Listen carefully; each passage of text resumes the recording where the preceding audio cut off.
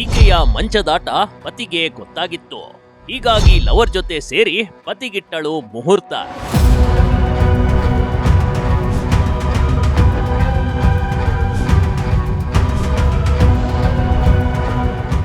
ಈ love sex ಧೋಕಾ ಅನ್ನೋದು ಅದೆಷ್ಟು ಡೇಂಜರಸ್ ಅಂದ್ರೆ ಸ್ವತಃ ಪತ್ನಿಯೇ ಪ್ರಿಯಕರನ ಜೊತೆ ಕೊಲೆ ಮಾಡಿರೋ ಘಟನೆ ಬೆಂಗಳೂರಿನ ಹೆಸರುಘಟ್ಟ ಬಳಿ ನಡೆದು ಹೋಗಿದೆ ಕಣ್ರಿ.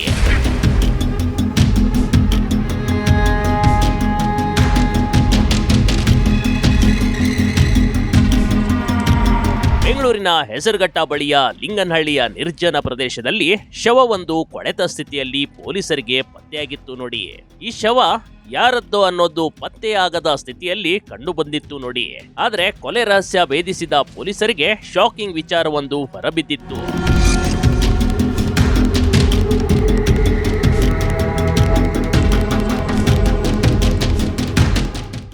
ಗೆಳೆಯನೊಂದಿಗೆ ಸರಸಕ್ಕೆ ಪತಿಗೆ ಚಟ್ಟ, ಲವ್ ಮ್ಯಾರೇಜ್ ಪತಿಯ ಭೀಕರ ಹತ್ಯೆ.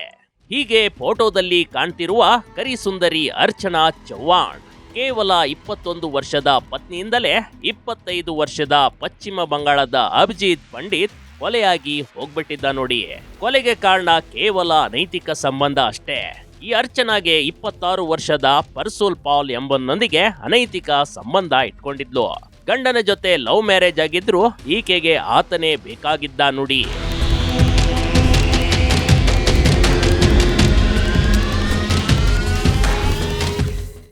ಗಂಡನ ನೈಟ್ ಶಿಫ್ಟ್ ಹೋದ್ರೆ ಇತ್ತ ಮಂಚದಾಟ ಶುರು.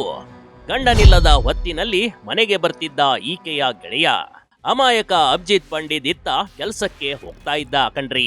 ಯಾವಾಗಲೂ ಆತನದ್ದು ನೈಟ್ ಶಿಫ್ಟ್ ಕೆಲಸ ಇರ್ತಿತ್ತು. ಆತ ಕೆಲಸಕ್ಕೆ ಹೋದ್ರೆ ಸಾಕು, ಇತ್ತ ಈಕೆ ತನ್ನ ಪ್ರಿಯಕರನ ಕರೆಸಿಕೊಳ್ಬಿಡ್ತಿದ್ಲು. ಅಕ್ಕ ಪಕ್ಕ ಯಾವುದೇ ಮನೆ ಇರ್ಲಿಲ್ಲ. ಹೀಗಾಗಿ ಇವರಿಬ್ಬರ ರತಿ ಕ್ರೀಡೆಗೆ ಯಾವುದೇ ಅಡ್ಡಿ ಇರ್ಲಿಲ್ಲ. ಗಂಡ ನೈಟ್ ಶಿಫ್ಟ್ ಹೋಗೋದನ್ನೇ ಕಾಯ್ತಾ ಇದ್ಲು ಈ ಮಳ್ಳಿ. ಆತ ಹೋದ್ರೆ ಸಾಕು, ಇವರಿಬ್ಬರ ಮಂಚದಾಟ ಬೆಳಗಿನವರೆಗೂ ಶುರು ಇರ್ತಿತ್ತು. ಆದ್ರೆ ಈ ಮ್ಯಾಟರ್ ಅದೇಗೋ ಗಂಡನಿಗೆ ಗೊತ್ತಾಗಿತ್ತು ನೋಡಿ. ಗಂಡ ಹೆಂಡತಿ ನಡುವೆ ಈ ವಿಚಾರವಾಗಿ ಜಗಳ ಕೂಡ ಆಗಿತ್ತು.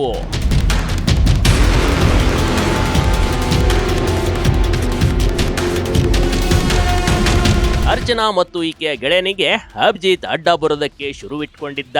ಹೀಗಾಗಿ ಇಬ್ರು ಸೇರಿ ಈತನ ಕೊಲೆಗೆ ಪ್ಲಾನ್ ರೂಪಿಸ್ಬಿಟ್ಟಿದ್ರು. ಇಬ್ರು ಸೇರಿ ಹೆಸರುಘಟ್ಟ ಬಳಿಯ ಲಿಂಗನಹಳ್ಳಿಯ ಕೆರೆಯಲ್ಲಿ ಈತನನ್ನ ಮುಗಿಸಿ ಶವ ಕೆರೆ ಪಕ್ಕದಲ್ಲೇ ಹೂತಾಕಿದ್ರು ನೋಡಿ. ಹೆಣದ ಮೇಲೆ ಕಸವನ್ನ ಚೆಲ್ಲಿ ಯಾರಿಗೂ ಅನುಮಾನ ಬಾರದಂತೆ ಅಲ್ಲಿಂದ ಕಾಲ್ಕಿತ್ತಿದ್ರು. ಆದ್ರೆ ಪತ್ನಿ ಮಾತ್ರ 1 ವಾರದ ಬಳಿಕ ಗಂಡ ಕಾಣೆಯಾಗಿದ್ದಾನೆಂದು ಪೊಲೀಸರಿಗೆ ದೂರನ್ನ ನೀಡಿದ್ಲು.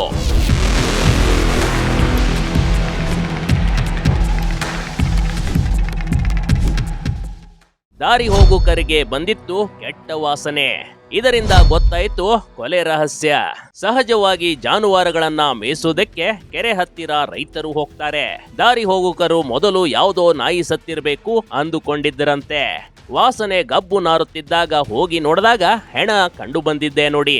ಹೀಗಾಗಿ ಪೊಲೀಸರಿಗೆ ಮಾಹಿತಿ ಕೂಡ ನೀಡಿದ್ರು. ಸ್ಥಳಕ್ಕೆ ಬಂದ ಪೊಲೀಸರು ಶವವನ್ನ ಮರಣೋತ್ತರ ಪರೀಕ್ಷೆಗೆ ಕಳಿಸ್ಕೊಟ್ಟಿದ್ರು ನೋಡಿ. दो फोन था, दोनों एक साथ स्विच ऑफ हो गया. उसको और कांटेक्ट नहीं हो रहा है. उसको उसी रात बार बार ढूंढा है. उसके बाद पुलिस स्टेशन में गया है.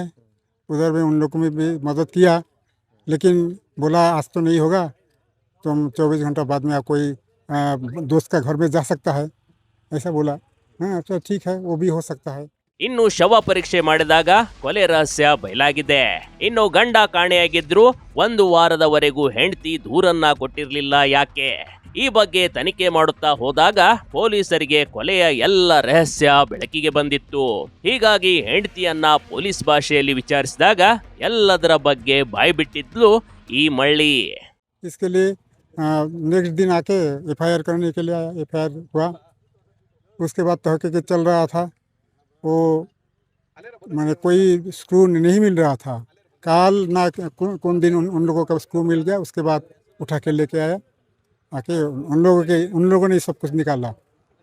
आरोपी कौन है? आरोपी खुद अपना मुख से बयान दिया. ತನ್ನ ಮಂಚದ ಸುಖದ ಚಟಕ್ಕೆ ನಿಯತ್ತಾಗಿ ಕೆಲಸಕ್ಕೆ ಹೋಗುತ್ತಿದ್ದ ಗಂಡನಿಗೆ ಮೋಸ ಮಾಡಿದ್ಲು. ಅಲ್ಲದೆ ತಾನೂ ಕೂಡ ಪ್ರೀತಿಸಿ ಮದುವೆಯಾಗಿದ್ರು ಆಕೆ ಮಾತ್ರ ಗಂಡನ ಬೆನ್ನ ಹಿಂದೆ ಇನ್ನೊಬ್ಬನ ಜೊತೆ ಮಂಚ ಏರಿ ಕೊಲೆ ಮಾಡಿರೋದು ನಿಜಕ್ಕೂ ದುರಂತವೇ ಸರಿ ಕಣ್ರಿ. Big TV Karnataka, Bengaluru.